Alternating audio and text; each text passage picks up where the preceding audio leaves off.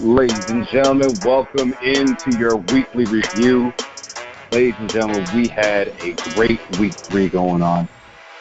Welcome in to the Goal Line Podcast Network, where you can get this, of course, on Spreaker, Podbean, of course, YouTube, of course. We have Facebook, like us at The Goal Line. We have Twitter, follow us at The Goal Line.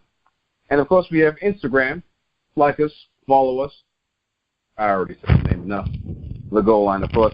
I am your host this evening. I am the one and only Tony Lee. Alongside, I have my boy, Mr. Tibbs. Tibbs.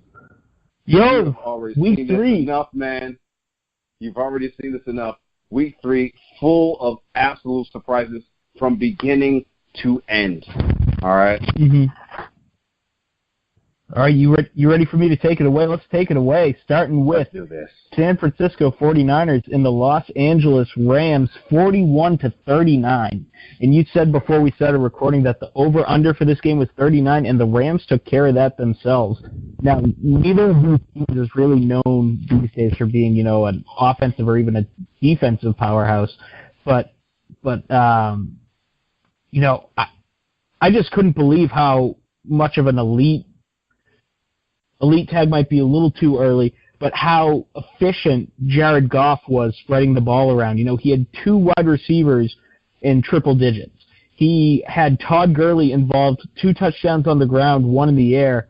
The Rams are starting to look like maybe a wild card contender.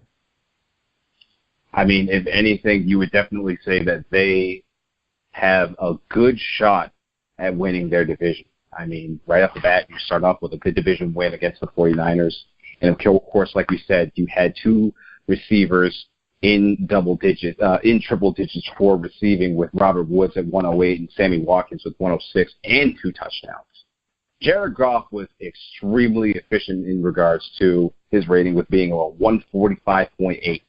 That is astoundingly good as far as coming from somebody that's literally coming with only just his second year into the league. Yeah, and the Rams haven't really faced the toughest of competition. They've played Indianapolis, Washington, and San Francisco. They're 2-1. They lost to Washington, but only by a possession. And everyone thought that the NFC West was going to be a powerhouse, with both the Cardinals and the Seahawks competing for that division title, but as you saw on Sunday, that doesn't look like it's going to be the case. And we'll get to those other 2 teams later, but the Rams, if they can get it together on defense, like we kind of alluded to earlier, the 49ers aren't, the 07 Patriots by any stretch, and they put up 39 points on them. A lot of that was coming in the second half, but at the same time, if they can keep this offensive game up and nail down the defensive side of the ball, which prior to the season was supposed to be the strongest side of the ball, I think that they could definitely make a run at the Seahawks in this division. Now, with the 49ers putting in 26 points in the second half, I mean, literally the Rams had the opportunity to be able to shut down the 49ers, and it literally had 19 points within the fourth quarter for the 49ers to make this a very, very close game. I mean, you have a defense that that can be able to excel. You have Aaron Donald back. You have a Tremaine Johnson in there, and you need to be able to find ways to be able to seal these games up. You can't just be able to find ways to be able to let them go, especially letting them go on the road. Now, knowing the fact that you have Sammy Watkins leaving the game with a concussion. Now, what, pray tell, could the Rams be able to do to be able to fill that hole if Watkins would not be able to go against Dallas? Well, Cooper Kupp is really the fantasy football darling of the 2016 season so far. Hasn't really blown the doors off, but he's proved himself to be quite a reliable wide receiver. And don't forget they have Robert Woods coming over from Buffalo out of USC back in L.A. Sammy Watkins definitely is a huge, huge asset to this team, and if they're without him, it definitely leaves them a little weaker. through the air, but Robert Woods, I think, has the strong shoulders to kind of shoulder that load. And Cooper Kupp, if he can get involved more, I think that we're going to be seeing him talked about a lot more as one of those up-and-coming receivers. And let's not forget about the ground game. And you know what?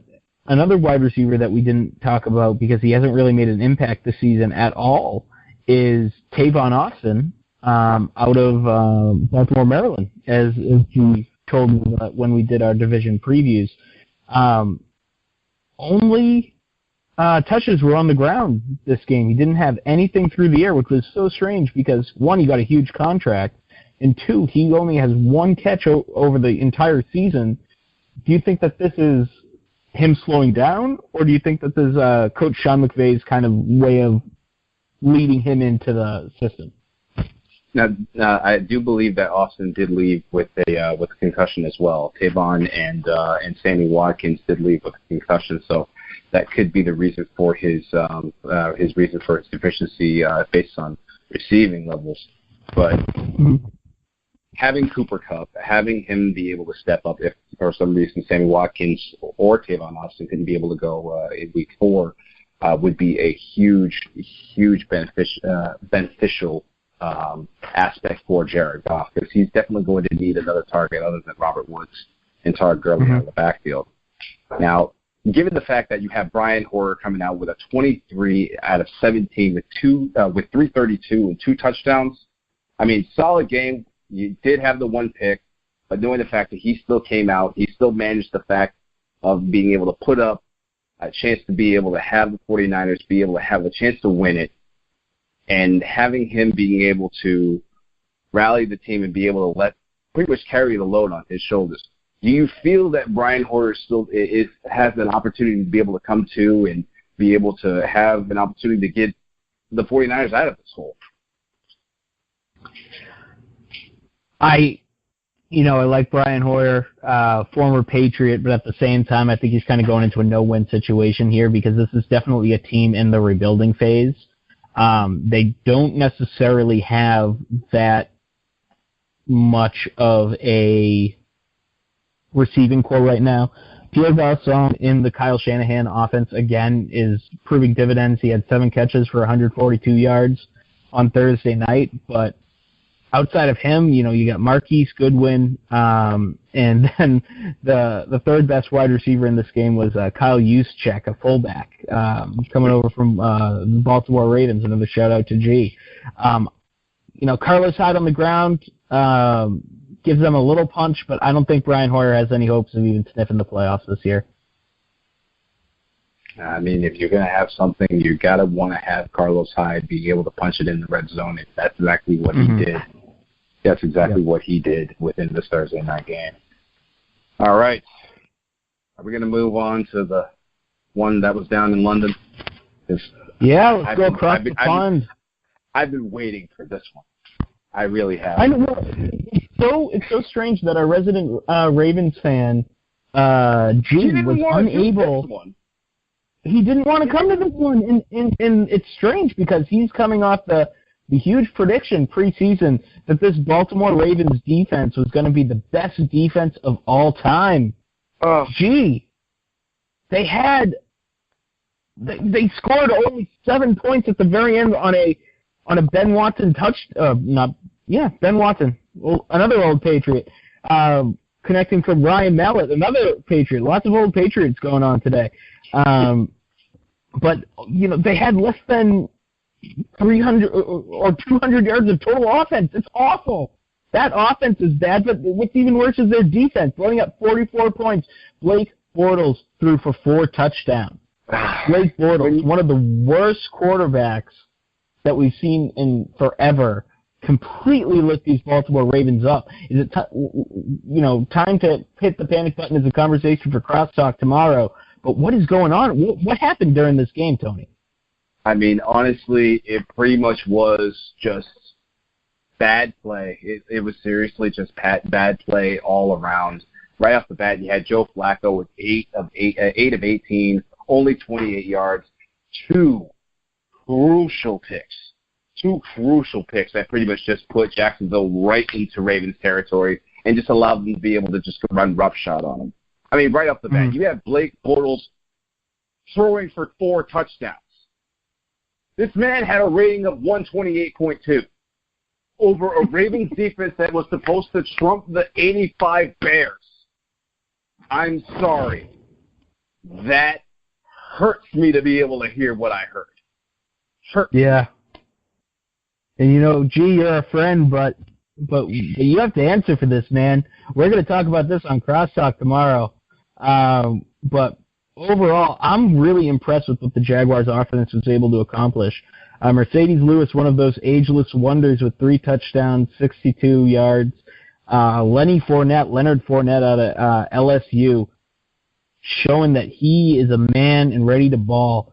I've been really impressed with what I've seen from Leonard Fournette so far. How about you? I mean, he's been doing wonders out there in the trenches, literally knowing the fact that he facing a Patriot team, pretty much just going in, just saying, yeah, this is nothing to me. And he proved it. He really did. He's literally going in the trenches and literally just going and saying that, you know what, I can go right through you guys. If I have the opportunity, I'm going to go right through. And I mean, right now, showing with Russian only had 17 carries for 59 yards, but with 1 touchdown in there, he's still bowled it into the end zone. So yeah, you're going to see a lot of big things from Leonard Fournette throughout the year. You can definitely see him he could have the rushing if they end up giving him the ball the amount of times that he should be getting the ball. They should not be having it in the hands of a Blake Bortles, knowing the fact that regardless of whatever happened in London, I'm sorry, but you know what, John Harbaugh, stop playing in London. This is your wake-up call right here. You know what? Don't go across the pond anymore. You're done. Yeah. You don't have to do it anymore. He said it himself. He's like, you know what? I think we've seen enough of this. We're going to be staying over here from now on. So now the Jaguars are now 2-1 with wins over a pretty decent Houston team and what could be a really crappy Baltimore team. Are the Jaguars for real if Blake Bortles can stay semi-consistent to what we saw this week, keeping in mind that most of his passes were, easy dink and dunk passes that ended up being touchdowns or, little over-the-middle passes to Mercedes Lewis. But if he can be a game manager and not turn the ball over, can the Jags win the AFC South? I mean, it could be possible. I mean, I'm going to give him credit where credit's due. He had an absolutely perfect threading ball to Allen Hurns in the end zone. I will give him credit for that one. That was a solid play for Blake Bortles. Is that going to be enough to be able to win the South? It's possible. I mean, with what you got right now, it is wide open. The Texans don't have a clue with what they're doing. The Colts don't really have a clue with what they're doing. The best thing that they're going to be able to do is the Titans. The Titans will be, besides the Jaguars, you have the Titans. You have two of these teams that they will be able to flash, and when they do, it's going to be some really good football. And I can't wait to talk about the Titans later, but I think it's definitely going to be Jags and Titans fighting for that AFC South crown instead of Colts, Texans, which a lot of people thought were going to happen. But time to move on to the aforementioned Houston Texans' brutal loss to the New England Patriots. Now, I was pretty pleased with what I saw on Sunday from both of these teams. Are you sure this was a brutal loss for the Houston Texans, or was this just a brutal win for the New England Patriots? Because right now, it looked like he almost choked that away.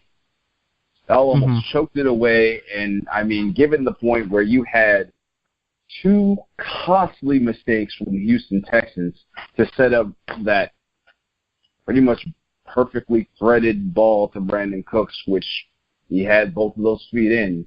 I mean, with the New England Patriots defense right now, just kind of giving it up in the fourth quarter, what do you see to find a way to be able to turn that around? I think they're going to need some outside help because there's nobody in this in the building right now besides Dante Hightower, who's been out with his knee injury for a couple weeks, that can really make an immediate impact on this defense. And even Hightower, I'm not sure can make that much of a difference because a major issue that they're having is coverage and the ability to stop on third down. And Hightower brings that a little with stopping the run on first and second down and being able to rush the passer on third down if he's needed. But he's not necessarily a cover guy. He doesn't really have the speed enough to be that guy who can run with the tight ends or kind of run with the wide receivers over the middle. So I think they're going to have to go outside and just get some role players at linebacker and maybe a pass rusher or two if they're available on the trade market. And this is something that Bill Belichick does very well, getting role players through trades. 2014, you got Alan Branch, Jonathan Casillas.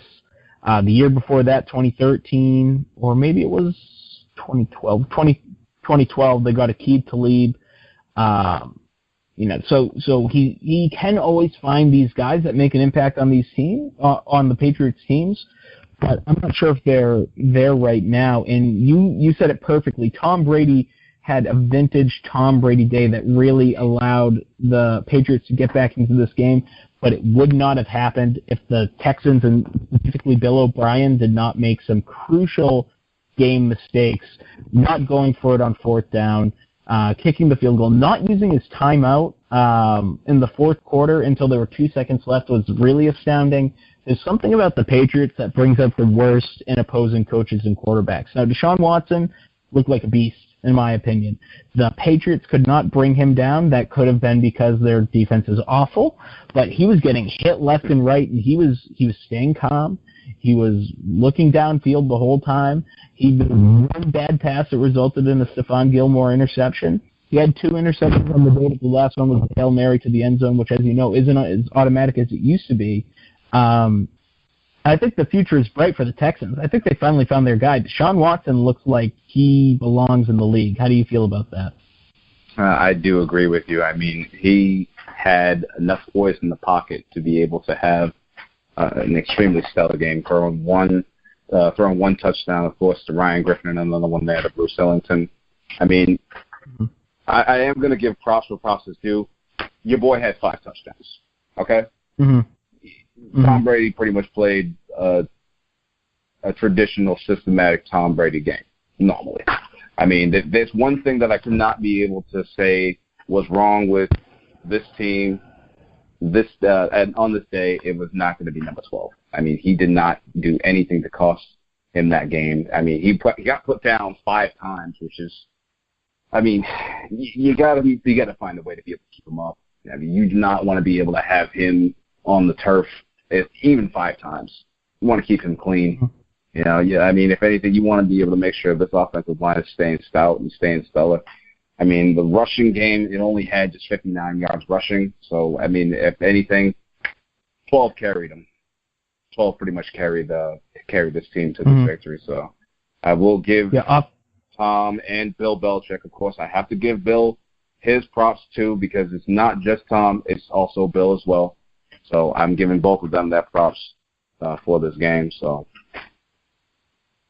my props for this game definitely goes to the Texans defensive line. Jadeveon Clowney, 2 sacks, fumble recovery for a touchdown, which was pretty much an interception. The ball just hung in the air when Tom Brady fumbled it. So semantics. Whitney Merciless, and of course J.J. Watt still hasn't gotten a sack on the season yet. This is a team I do not want the Patriots to meet in the playoffs. The Texans seem to know more about the Patriots than any other team, and they kind of should. 3 of their coaches of their major unit, special teams, defense, and their head coach. I was going to say Bill O'Brien should know a lot about the Patriots now. And they've played them pretty much twice a season the past 2 years. 1 playoff game, 1 regular season game, and they've also practiced with them in the off season. So this is a team that has the opportunity to upset the Patriots in the Super Bowl. I know we were talking about Jaguars Titans vying for the South, but if Deshaun Watson can keep this up and Bill O'Brien can stop making boneheaded moves, I think that the Texans can still make it interesting. I mean, it is possible, but I just feel like it's going to be most likely another year for him to be able to develop. I do see it. I do see it being if and only if Blake Bortles can actually be only a game manager. He just needs to be just a game manager. If he does anything outside of that, the Jags are done, and it's strictly just the Titans, and that's it. But I do feel that it's going to be another year for the Texans before they end up claiming a potential for the division. Of course, ladies and gentlemen, we have the weekly review here on the Goal Line Podcast Network. Of course, you can be able to hear us here on Spreaker, Podbean, and of course YouTube. Of course, now we're going to get into. Of course, now we're going to get into probably. Let's go over to Indy. And now this game, I honestly didn't really think. I honestly thought this game was going to be 3-6. I didn't really sense a lot of offense to be able to come into this game. However, it was a battle of two 0-2 teams. Somebody had to win it. The Browns just did not get enough to be able to overcome the Colts, and they ended up losing it by 31-28. However, Jacoby Brissett did have a pretty solid game for the Indianapolis Colts with 2 touchdowns. Listen, Tibbs, run this by me for me. Well, let me break this down. Jacoby Brissett, another former Patriot. I know I'm a Patriots honk, but for real, we've talked every game. Of course, one of these games was a Patriot game, but former Patriots making plays, Ben Watson, Ryan Mallett, Brian Hoyer, the entire Patriots team, and now Jacoby Brissett, 259 yards, 17 for 24 with a touchdown, and then 5 for 14 on the ground with 2 rushing touchdowns. That's a game right there. Now, of course, this is against the Browns. We shouldn't get too excited, but it is worth noting that the defense of the Browns this year isn't as bad as it has been. They have Jason McCourty. I'm looking right here. I can't tell if my man Jamie Collins played. I don't see him here on the stat sheet, but still, not a bad game at all. Frank Gore touched the ball 25 times. Old man Frank Gore still getting it done, along of 21-yard rushing touchdown. And then you have T.Y. Hilton, 153 yards, 61-yard long reception, making things easy for the Colts. The Browns, Deshaun Kaiser isn't there yet. There isn't, 3 interceptions against a really bad Colts team. Not a good day. No, especially when you go 22 from 47. I mean, go 22 from 47. That's pretty much, you're going to be causing a good amount of either 3-and-outs or pretty much costly third downs, which will just lead to punts, which most likely did happen within this game. Now, Deshaun Kaiser on the run. He had a pretty decent game. I mean, he doesn't have it all together just yet as far as his poise in the pocket. However, he still can be able to move and still be able to be that dual threat, not only outside the backfield, but still with his arm as well. He just needs to be able to hone his passing attack. If he can be able to do that, he'll be just fine. Needless to say, I don't think either of these two teams are going to eat up most of our podcast time over the next couple of weeks. Good God. Nothing really interesting going on. Even when Andrew Luck gets back and gets healthy, the defense just isn't there. The offensive line isn't there. If Andrew Luck, or when Andrew Luck does come back, I don't think it's a sure thing that he finishes the season. I was honestly about to say, I know you've had your ear to the ground. Have you heard anything back regarding Andrew Luck? I mean, I honestly haven't heard a thing. I don't think they're in any rush to get him back because this season is going nowhere. I know that that the Indianapolis Star had said they're in, quote, the final hurdles of him getting back. But it's all football speak. Chuck Pagano's being a broken record, just, saying the same thing. He's doing his rehab. He's going to come back as soon as he's ready.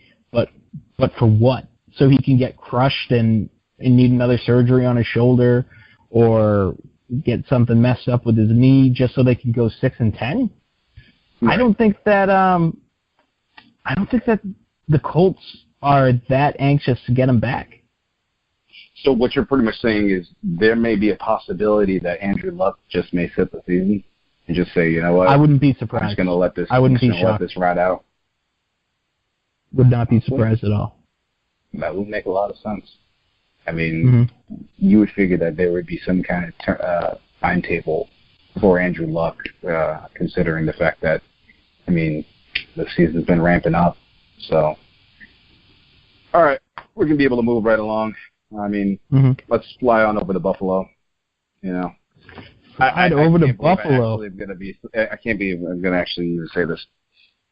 The Bills actually got a win. Bills got a win against a Denver fantastic Broncos team. Mm-hmm. The Bills ended up getting a win over the Denver Broncos at home, 26-16. Trevor Siemian, what the hell happened to you? Trevor Siemian ended up showing, his inexperience getting his 2 interceptions. He ended up having 24-40 for only 259 yards. Trevor Siemian was kind of off tonight, man. No, for sure. I think the whole team might have gotten a little overconfident after their dredging of Dallas last week. Trevor Siemian last week, 231 yards on 22 for 32, 4 touchdowns, 1 interception. This week against the Buffalo Bills, 24 for 40, 259, no touchdowns, 2 interceptions. Not the same Trevor Siemian from last week. The only touchdown that the offense scored was Jamal Charles. Right. Jamal Charles with a 12-yard run. Mm-hmm. And, they just didn't have it. And this is what worried me about the Broncos, is if Siemian isn't on, then where do they go? They need the defense to step up for them. And believe it or not, the human highlight reel, Tyrod Taylor, was able to kind of decode them with a little help from one of the worst calls of this young NFL season. Do you know the call I'm talking about? Oh, yes, I do. Go ahead and be able to say it. I don't even need to. All right. Go ahead. So Von Miller gave his old buddy Tyrod Taylor a little hit after the pass, went to go and help him up and did the kind of yoink, puts his hand out and then takes it away, and he got a 15-yard personal foul penalty. The Bills would have had to punt it away. Instead, they marched down the field and kick a field goal, kind of putting this game out of reach.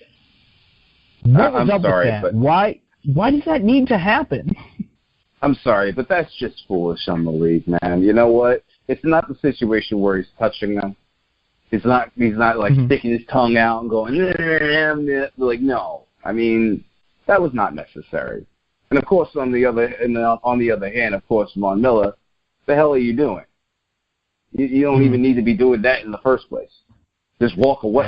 Yeah. You don't need to be doing that. At that point, that was a boneheaded move on Von Miller, but of course, it's also a boneheaded move on a referee for throwing a flag for something that's stupid.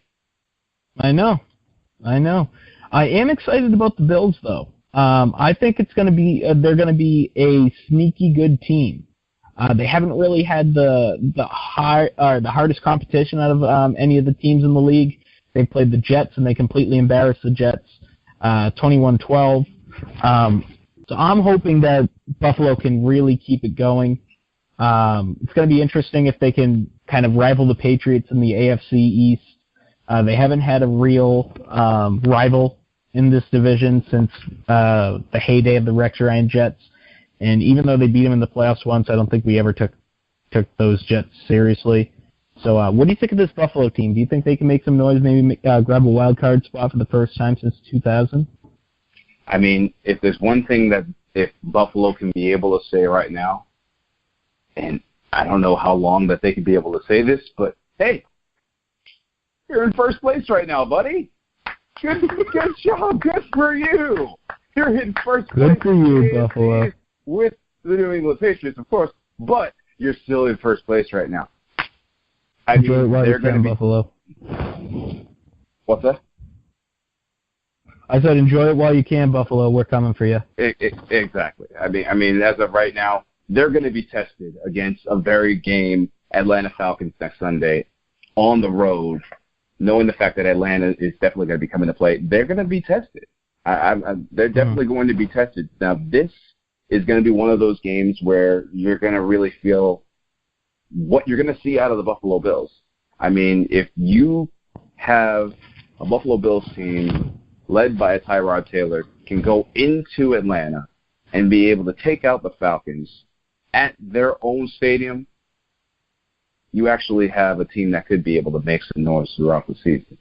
But if it's just a status quo, they can just be another team that could be a potential trap game. All right, let's go to the NFC East. One of the most interesting games of the week. The Eagles hosting the New York Giants, the 0-3 New York Giants, and the main reason they're 0-3 is a 61-yard field goal by the Philadelphia Eagles kicker to seal the game. The Giants scored 24 points in the fourth quarter, a little vintage Eli Manning. Sterling Shepard really came out to play, so did Odell Beckham Jr. with 2 touchdowns, but it was no match for Carson Wentz in the Eagles' running game, something that the Giants have none of. So the Eagles are currently tied in first place with the Dallas Cowboys in this division, and with the Washington football team as well. Giants definitely last. We talked on last week on Crosstalk how it's time for the Giants to panic. Definitely time for the Giants to panic now. Is there any way you think they can salvage this season? I honestly really can't even tell. I flat out said it. I called out Orleans Darkwa. I called out Paul Perkins. I said, step up. Guess what you did? You combined it for 44 yards. Thank you. Thank you for literally just confirming the fact that you're both bums.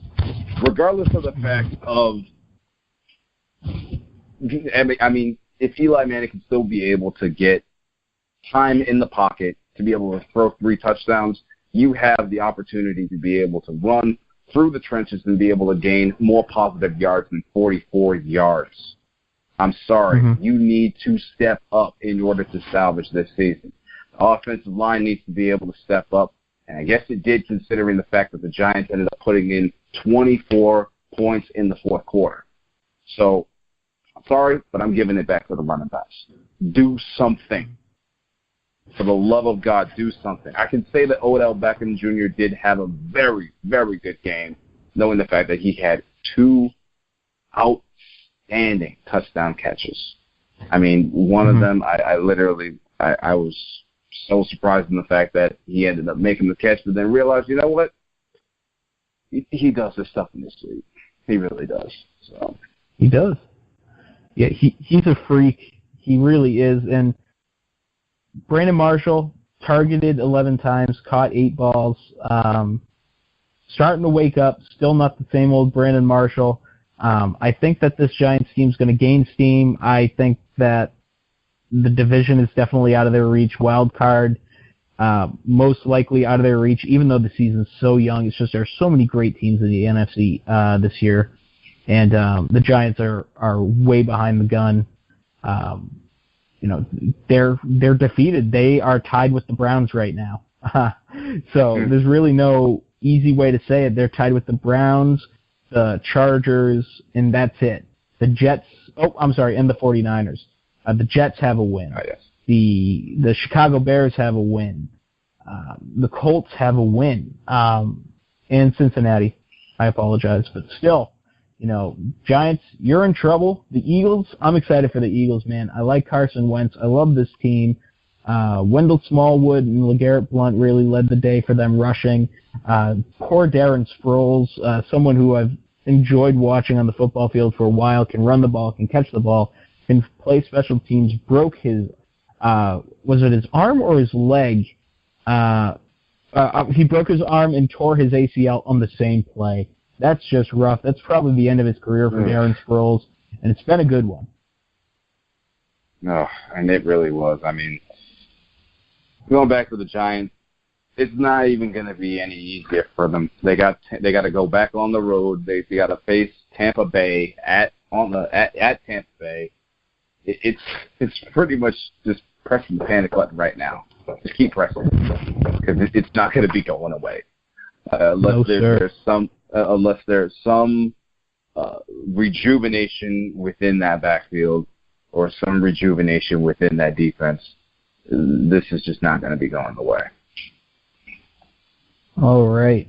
Let's group a couple games together. There were only two real junk games in the NFL this week that don't really have any other storylines, and that was the Chiefs at the Chargers, 24-10, and the Dolphins at the Jets, 20-6 with the Jets. And you know what? We got to actually talk about the Panthers and what's going on with them. But Jets and Dolphins and Chargers and Chiefs. You know, I think the Chiefs are one of the best teams in the NFL right now at 3-0. Can anybody stop Kareem Hunt right now? I mean, this kid is playing like an absolute savage, man. I mean, 17 carries for 172 yards. I chose wrong. I may have chosen wrong with it. I mean, this kid may definitely get the Rookie of the Year. I mean, this guy has literally had stellar game after stellar game after stellar game, and he has not been able to stop. I mean, Alex Smith is playing out of his mind, even though, yes, it was 155 yards, still 2 touchdowns, no picks, good rating. I mean, the Chiefs are playing damn good football. And the only thing that you don't want to have with them is to be able to have some kind of collapse like what normally happens within the end of the season with an Andy Reid coached Chiefs team. Now, I'm a huge fan of Andy Reid. I was a huge fan of Andy Reid when he was an offensive coordinator for the Packers, when he was a head coach for the Eagles, of course, and when he was, of course, when he ended up taking the job here at Kansas City. I always wanted Andy Reid to be able to go over on his own to be able to win his own Lombardi Trophy, and that has just eluded him. And that he has the team to be able to do it. He just needs to be able to get over. He just needs to be able to get over that hump. And you know, this is the team to do it. And I love the Kareem Hunt story. The first carry of his NFL career, he fumbles. What does he do? He comes back and completely destroys the Super Bowl champion New England Patriots in their own house on their banner night. And you know, as a skeptical NFL fan at the time, I'm like, okay, you know, it's one game. Kid got lucky. The very next day, two touchdowns, 81 yards against Philadelphia, and that's just on the ground. And then this week, 17 carries, 172 yards, 69 long rush, and a touchdown. This kid, I think, is a slam dunk for the Rookie of the Year if he can keep this up, and even if he's just average for the rest of the year. Such a strong start, I think, really gives him, you know, a platform that I don't think anybody's going to be able to catch, because he's won these games for Kansas City. Right, and you just won them in emphatic fashion too. Just one quick note: Phillip Rivers, 20 of 40, 237, 3 picks, with a rating of QBR of 16.1. It was a rough game for Phillip, man. It was. I mean, I don't know what the Chargers are going to be able to do. Now they're sitting in an 0-3 hole. I mean, the Chargers were supposed to be the team to really be able to contend in the West this year. I mean, what has gone on with the Chargers? Will Brinson from CBS Sports picked the Chargers to win the Super Bowl. They're 0-3. Melvin Gordon hasn't had it in the same fashion that he did last year. You know, he was Kareem Hunt last year. Is basically what Melvin Gordon was coming into his sophomore season. Hasn't really been able to replicate it. Phillip Rivers isn't getting enough time in the pocket to really make passes, and also he's just making bad decisions. 3 interceptions, and he doesn't really have an excuse. His receivers are healthy. Kareem Allen's healthy. Tavares Benjamin is healthy. Antonio Gates healthy. Tyrell Williams healthy. He just can't get it done, and I'm hoping it changes for him. I know that San Diego isn't missing this team just with how they're performing, how they've performed in the past. So, we'll see what happens. I was most upset because my fantasy player, Hunter Henry, only 1 target for 0 yards. He's been a great tight end these past couple seasons. Thought he would be able to keep it going. He's kind of been a disappointment so far. Now, with the Kansas City Chiefs going to be hosting the Washington Redskins on Monday night, hoping to be able to go 4-0. And with the Chargers, they got to host the Eagles next Sunday, man. They got to find a way to dig out of this hole. They definitely do. And is there anything worth saying about the Dolphins-Jets game, which was 20-6 Jets, scoring a touchdown in the fourth quarter, the Dolphins, Devontae Parker, but other than that, it was a boring pedestrian game that I was glad I did not have to watch. Remember, G also mentioned the fact that Jay Cutler was going to win the MVP. Anyway, we're going to move right along now to Minnesota, where Case Keenum, not Sam Bradford. It was a game time decision on whether or not Sam Bradford was going to be able to go with his knee, but they decided, we're just going to hold back. We're going to let Case Keenum get the nod. And Case Keenum performed, man. He went 369 with 3 touchdowns, 25 of 33, and the Vikings get the job done against the Tampa Bay Bucks and win in emphatic fashion, 34-17. Man, did they end up having a good game, man. Now, these are, in my opinion, 2 of the most interesting teams in the NFC. I thought that the Bucks were going to walk away with this game, but then Case Keenum up and went and did his best Tom Brady impression, 369 yards and 3 touchdowns. Case Keenum did this by him. No, I'm just kidding. No. That's a different story for a different day. Yeah, but I thought that Jameis Winston had really matured into a quarterback that could really get the job done, that could really lead his team into hostile territory. And believe me, the Viking Stadium is hostile territory, and kind of keep his cool, but that wasn't the case. 3 interceptions is not going to win you a game ever. And I know that their running game is still suspended with Doug Martin, the starting running back, but all they have did right not now have is it this Strickland week. Rogers, and unfortunately, he just had a trash game, only having 5 carries for 15 yards. But, I mean, at that point, Tampa Bay was in the hole already sitting at a 21-3 hole at halftime. I mean, the only thing that they had to be able to do was fire it down. So, I mean, at that point, you had no choice but to be able to say, you know what, our running game is not going, it's not happening. You got to be able to throw the ball. You got to be able to make plays, and you got to be able to find some ways to make something happen. Now, Stephon Diggs, this man had a game of a lifetime. 8 catches, 173 yards, 2 touchdowns, and one of the sweetest 59-yard touchdown passes that I've seen. I mean, just absolutely torched. And Case Keenum threw it. That's the craziest Case Keenum that threw it. Not Sam Bradford. Case Keenum. And that's saying something about Sam Bradford in itself. We're saying that Case Keenum is the person that should be over Sam Bradford at the time. So at this point, you're going like, wait a minute. We're still talking about how well Sam Bradford ended up playing within the first game. But then you're going like, you know what? We still have Case Keenum. We weren't talking about any of these people last year. Nope. It's crazy. Except where they were going to go next year. Yeah. Oh, man. It's weird.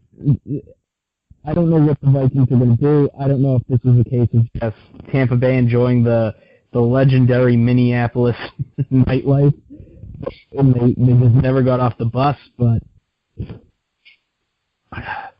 I can't believe that Case Keenum is for real. I have to say that this is a fluke.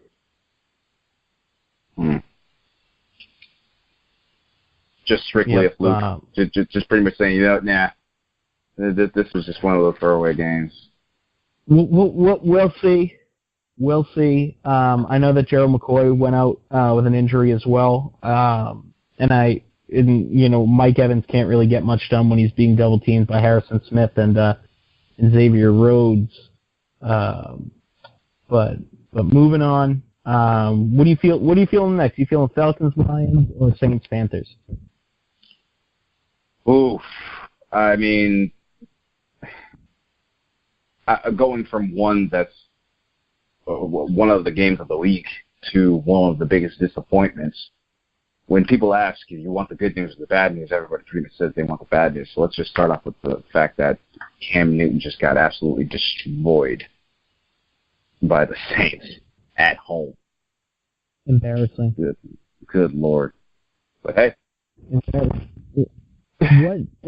He hasn't been the same since Von Miller destroyed him in the Super Bowl. And sorry we're talking over each other, but 3 interceptions from Cam Newton, 17 for 26, 167 yards. Not getting much help from the ground game. Christian McCaffrey, I keep wanting to call him Christian even though his name's Connor, hasn't really matured into the player they were expecting him to be. Jonathan Stewart, nothing going on the ground. Everybody thought this was going to be the game where the Panthers really turned it around, and it didn't happen, which leads to the question, Tony, are they going to be able to turn it around? It's going to have to depend on something. If whether or not Cam can be able to get his accuracy back, because I'm sorry, 17 to 26 and 3 picks is not going to cut it. And that's not Cam Newton. That's not the Cam Newton that won an MVP and went to the Super Bowl. That's not the Cam Newton that literally took an Auburn team that wasn't really even supposed to be contending for a national championship and dominating and winning a national championship, putting the team on his back. Cam Newton needs to be that Cam Newton that literally just puts that team on his back and says, you know what, I got this. But that's not what you're seeing right now in this Cam Newton. You're going back to the lackadaisical Cam Newton. You're going back to the, okay, I'm just going to play this game Cam Newton. Where is the heart with this? Cam Newton needs to show his heart again. Otherwise, it's just a downhill slope for the Panthers. And they have had their share of injuries. They've lost Greg Olsen. They lost Kelvin Benjamin, although luckily the news doesn't seem to be as dire as they had thought. I think that the Panthers are going to get a chance to turn it around against this horrible Patriots defense. But at the same time, they're playing the Patriots at home. I don't know how much luck they're going to have. The Saints really turned it on, though. Michael Thomas got his first touchdown of the year, 7 receptions on 8 targets, 87 yards. Drew Brees did what Drew Brees does best. He spread the ball around, 3 touchdowns, 22 of 29, 4 different receivers with, and when I say 4, I mean 3 different receivers with touchdowns. This is the Saints offense that everybody knows and loves, and that I hope sticks around, because it is very enjoyable to watch the Saints play. There's always a big play waiting on the field. It looks like Adrian Peterson is a no-go. I don't think he's on the team in 2 weeks, but they still have Mark Ingram and the Kamara. Alvin Kamara has been playing real well. So I think that this team can still make it interesting. I don't think a playoff berth is in their future. But definitely better than what we've seen from the Saints over the first 2 weeks of the season. This is very true. And I mean, not only that, you're also seeing a Saints team put on 34 points on the road. This is not the same type of Saints team where they're literally just not developing the right amount of offense on the road. They're usually doing that at home. That's their mecca. That's not what they usually tend to bring out. So the fact that they can be able to go into Carolina and then just put 34 points on, that's that's saying something for a team that can potentially be able to turn the corner. Mm-hmm. All right, now we have, hold on one second, my computer's giving me a rough time. Let's talk about one of the last 1 o'clock games, a surprise victory for the Chicago Bears at home over the Pittsburgh Steelers. There was stuff happening before the game that we're going to talk about on Crosstalk tomorrow. Probably going to be a whole Crosstalk episode. But I would not be surprised. I would not be surprised. The Steelers did not show up for the game. Ended up losing in overtime, but they were really getting their butt kicked the whole day until Ben Roethlisberger remembered that he has the best wide receiver in the game, Antonio Brown, on his sidelines. Are the Steelers in trouble when they're not at home, Tony? I mean, I really want to be able to say that this could be a foregoing issue regarding the Pittsburgh Steelers on the road, but again, we're not going to be talking about what potentially actually happened before the game. That's going to be saved during crosstalk. However, I don't really see that being a situation where they're just going to be able to give up games consistently on the road. They did have a hiccup. Regardless of the fact, you still have Le'Veon Bell getting 61 yards and a touchdown. Antonio Brown still going out there being a beast like he normally is, putting in another 100-plus yard game with 110 yards. The Steelers, they just did not show up. They just did not show up, and this is a situation where I sense this being a hiccup, but not something that is going to be able to derail them. It's not going to be able to completely weigh them down. I agree. It's just they lost to the Bears, man. I mean, Mike Lennon, 101 yards and a touchdown. Captain Checkdown. Captain Checkdown, man. And Jordan Howard really stole the show. 138 yards, 2 touchdowns on the ground, and 5 receptions, 26 yards in the air. Or on the check down, as you said. And including the game-winning 19-yard run. He literally did. Run. Right. He did carry the team on his back, man. He really did. I'm sorry for interrupting your thought. No, not at all. So we get one more 1 o'clock game to talk about. I realize too late that we talked about a 4 o'clock game already, but please forgive us. Falcons at Lions. The Falcons won a game, their second game, really, on the last play. Pretty lucky that, well, not lucky because it was the correct call. But the Lions came up short from a fourth quarter comeback. 30-26 Lions. Are the Lions really the surprise? One of the surprises of the NFC this year? Honestly, I would have to say that they would have been a surprise if they weren't doing this stuff last year. Matthew Stafford has been having fairly good seasons, and people are actually starting to really notice the Lions now. They're not one of those teams that are just fading into obscurity. They used to have that same Browns mentality. Hell, they're the only team to ever go 0-16. Yeah. Sorry, Detroit. You're holding that L over and over and over 16 times. But this is not the same Detroit Lions team. You have a team that actually has some grit now. You have a team that actually can be able to not only have an offensive front, but can be able to stuff someone defensively. Now, mind you, they had a hard going against a very game Atlanta Falcons team, but of course, that is the Atlanta Falcons. You have Matty Ice, the former MVP. I mean, mind you, he did have 3 picks, but he still went 34-35 with 294 and 2 TDs. I mean, Devontae Freeman still came out, had a 100-yard-plus rushing game with 1 touchdown. And Julio Jones still was stellar. I mean, had 91 yards, 7 catches. I mean, they had a hell of a go at it. The Detroit Lions had. So, I mean, it's potential that they're going to probably see them within the divisional playoff. I can see this being a divisional game, and I really do, because I don't see this being over between the two of these teams. And I think we're going to get a better look on that next Sunday. Lions at Minnesota, another up-and-coming team in the NFC. So that's going to be a good game. Moving on to the rest of the. Oops, sorry. Go ahead, Tony. I can't wait for Week 4. I'm sorry. I'm just really excited about all these new games that are coming up. Hey man, we got 14 more regular season 14 weeks of regular season games. So I'm excited. Moving on to the 4:00 game. This was the game I spent the most time watching, including the Patriots game this weekend. Seahawks at Titans. The Titans pulling off a huge upset. The game was not as close as the score looked. The Seahawks scoring 13 points in the fourth quarter.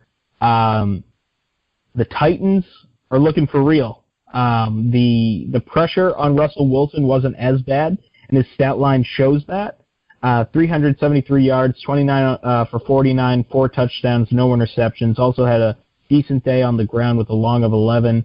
But then again, the Titans defense isn't a soul crushing defensive front that you'll be seeing when you move to the playoffs. But what was soul crushing on the Titans this week was Marcus Mariota and their offense. DeMarco Murray, a 75-yard touchdown run, one of the best runs you'll see against one of the supposedly most dominant defenses in the NFL. Marcus Mariota making the right throws, no interceptions against Richard Sherman and the Legion of Boom. Rashard Matthews, 6 receptions, 87 yards and a touchdown, 55-yard long. And they made the plays they had to make. And the best part about this game, and I'm not sure how much you watched of it, Tony, but they were chippy. There was a late hit on the sideline. Richard Sherman rocked, I believe it was Delaney Walker. I don't remember who it was for sure, but Taylor Lewan, their offensive tackle, got right in his face, and the Titans were playing with fire for the rest of the game. And that's why I think that they're going to be one of the teams competing with. I actually think that they're the head of the class in the AFC South this year. And I agree with you. I mean, I do have to say, and for me being a fantasy owner of this gentleman, DeMarco Murray just kept his job on that day. On that day, he literally just pretty much went to that coach and said, you know what? Maybe a little older than this kid. I can still go. That 75-yard touchdown, that was literally him just saying, yeah, this is my job, and it's not going to be anybody else's until I'm gone. Okay? Mm-hmm. He made a statement out there. As far as the Seahawks, their rushing game, I'm still looking for it right now. Yeah, Chris Carson only with 34 yards. The second leading rusher from them was Russell Wilson himself because he was splitting out of the pocket. I mean, yes, he did have 373 for 4 touchdowns, but he had to work for those 4 touchdowns, though. He had was flushed through. The offensive line still needs to be able to get some work. Now, mind you, yes, he did get 373. It was a hard-earned 373, and that's definitely commendable for Russ. And it was really the epitome of a Russell Wilson game. Those last 2 touchdowns he had, one to Luke Wilson and one to Paul Richardson. It was like, come on, man, how did he catch that? Right. Or how did he throw it? And that's what really makes watching Russell Wilson fun, is he's a magician with the football. But, Seattle Seahawks are 1-2, could have easily been 0-3. I think they're in a little bit of trouble. Well, they're lucky. Right they now. End up facing Indy at home, so they'll have the 12th man, Westfield, so that they'll find a way to be able to bounce back. And I do see them bouncing back against Indy next Sunday. So.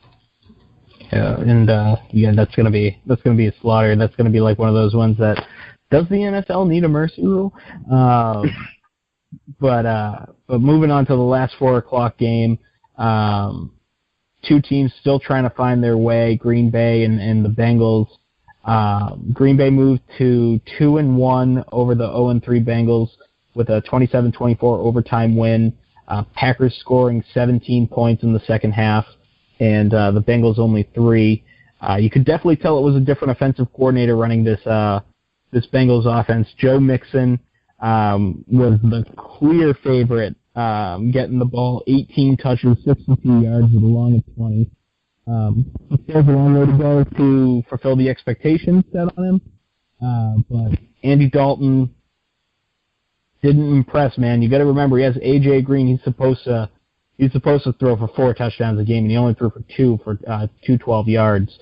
But the star of this game was definitely Aaron Rodgers and the Packers. 313 yards, 3 touchdowns, 2 to Jordy Nelson and 1 to Lance Kendricks.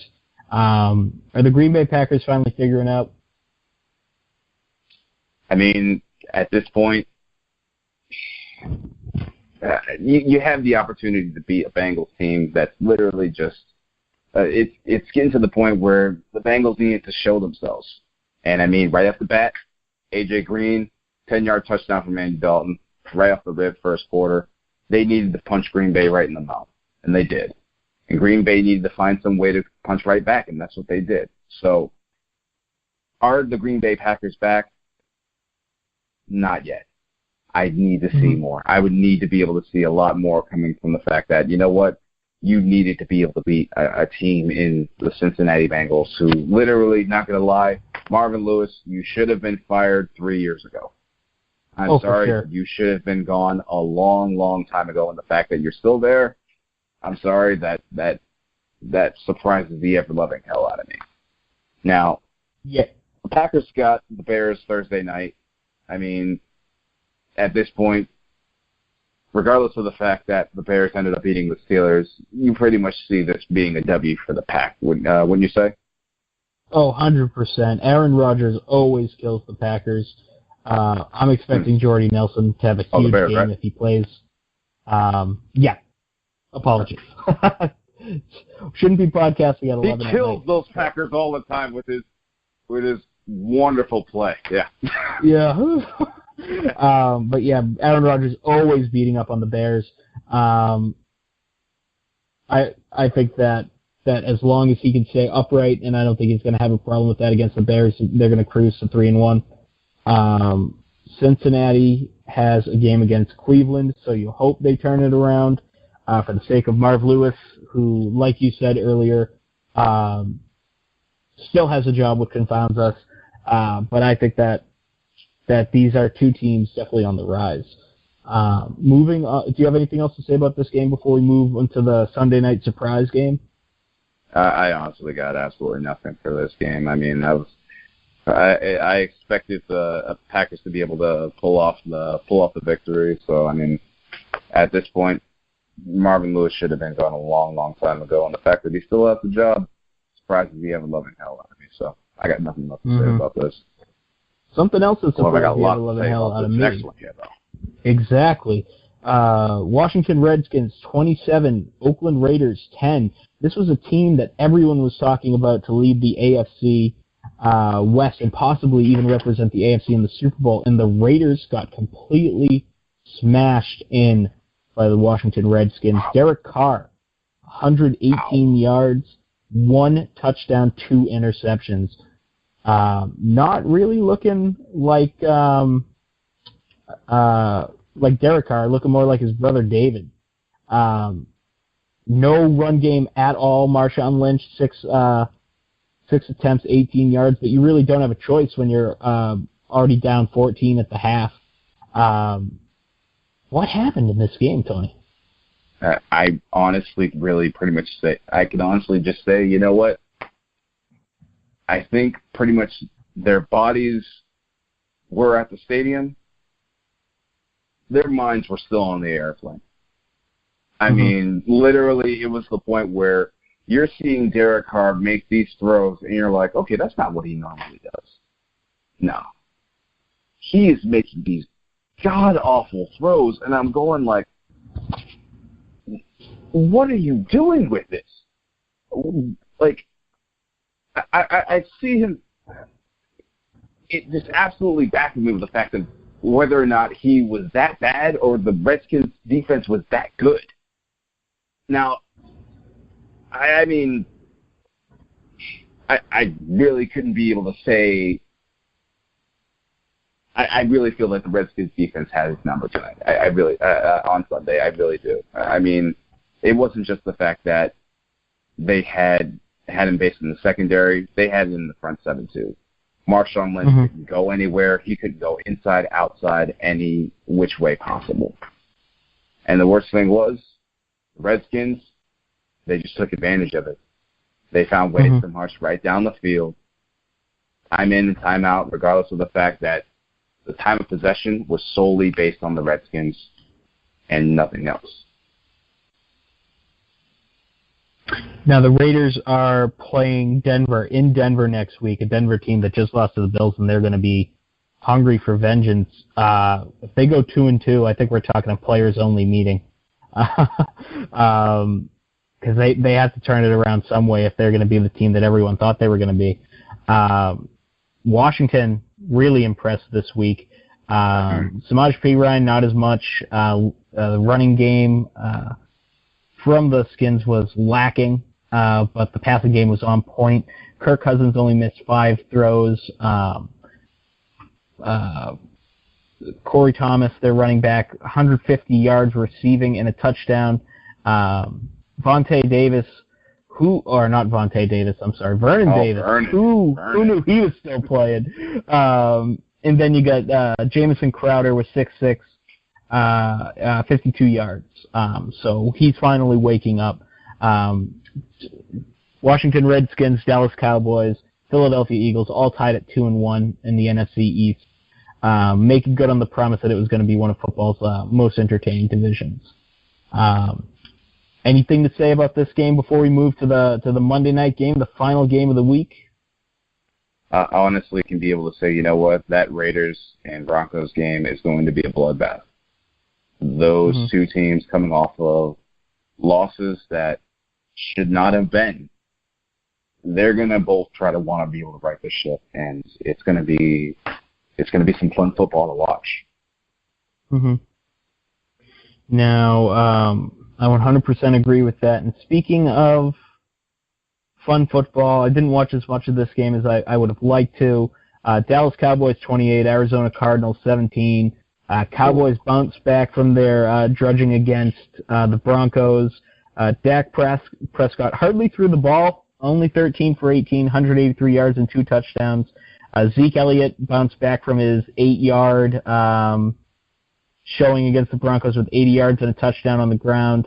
Dak Prescott also a touchdown on the ground. The Cowboys' offense was back, and the Cowboys' defense was even better. DeMarcus Lawrence, 3 sacks. And that being said, Arizona Cardinals are in deep trouble. Ever since they lost David Johnson, they haven't been able to find their offensive groove. Larry Fitzgerald looked as good as he's ever looked, 15 targets, 13 receptions, 150 yards and a touchdown. But, it wasn't enough at the end of the day. Cardinals, I think, are in deep trouble. Cowboys, even though they beat up on a poor Cardinals team, I think that they're back in the right position. What do you think, one and only? Honestly, I feel that the Dallas Cowboys turned the ship around as soon as Dak made that touchdown run in the second quarter, where he literally just flipped over his head into the end zone, and literally it just felt like his entire, pretty much everything that he just felt that was weighing him down, just let it just go. He's let it all go, because right from there he was making pristine passes. He looked like the Dak. He looked like the Dak Prescott of old. That pretty much got him his Rookie of the Year last year. He looked like the Dak Prescott that was tuned in, that got the Cowboys to a division title in his rookie year. So I see nothing but high hopes with Dallas Cowboys. I mean, regardless, I know the fact that it was based off of kind of a depleted Arizona Cardinals team. but it's still a very game Arizona Cardinals team, especially at home. They always find a way to be able to bring it at home. And the fact that they came in and just ran roughshod on them at home, on their own home turf, it says a lot. And indeed. And is it too late for the Cardinals? 1-2 without David Johnson. Lost 2 really heartbreaking games to Detroit and Dallas, but they did beat a pretty crappy Indianapolis team. They get a softball against San Francisco this week. Is it too late for them? Do you think we're seeing the end of the Carson Palmer era, or do you think they still have a chance? Honestly, week 4 will pretty much tell the tale. I mean, Carson Palmer did have a pretty decent game. I mean, he went 29-48 with 325, no interceptions and 2 touchdowns. He still had a pretty decent game, at least with his own outright rushing attack. There pretty much was none. Andre Ellington, of course, once you have David Johnson out, it's pretty much running backs by committee. And once you end up having that, no one can really be able to get their momentum going. You need that premier back, and unfortunately the Cardinals don't have it. Now, if Carson Palmer can still be able to have a game like he did, and the team can be able to come up with a victory, there's a possibility that the Cardinals can be able to get out of this hole. But if they're going to be sitting in a 1-3 hole, it's going to be hard for them to be able to dig out here. I definitely agree with you. They have to win this next week game against San Francisco. And that's week 3. Week 3 in the books. We have a crosstalk episode coming tomorrow. Then hopefully the week 4 preview the day after that. This is your boy Tiz with the one and only Tony Lee. Tony, you got anything to say before we sign off for the evening? Ladies and gentlemen, of course, thank you so much for listening to us break down week 3, which is full of absolute surprises, man. I mean, I'm of course excited for week 4. You got, of course, one of the biggest rivalries in football, Packers versus the Bears, on Thursday night. I'm definitely excited for it. I mean, that's pretty much going to be it for us. Stay tuned, of course, for Crosstalk. We are going to have one hell of a show coming up for you guys. You are not going to want to be able to miss this. Of course, you can be able to hear us on Spreaker, Podbean, YouTube. Of course, you know, in fact, we have Facebook, The Goal Line. That's what it is. Just like us. We have we have Twitter at The Goal Line. You can be able to follow us as well. And we have Instagram as well. We have at The Goal Line. Like us and follow us. Now, you ready to get up out of here, man? I'm beat. I am beat. I am beat. You know, you ripped the tar out of a couple teams in softball this afternoon. 27 points each. You were telling me before the game, and I got a meeting at 9 a.m. So I am beat, my man. I will talk to you tomorrow. It's your man Tibbs and one and only Tony Lee signing off. We out.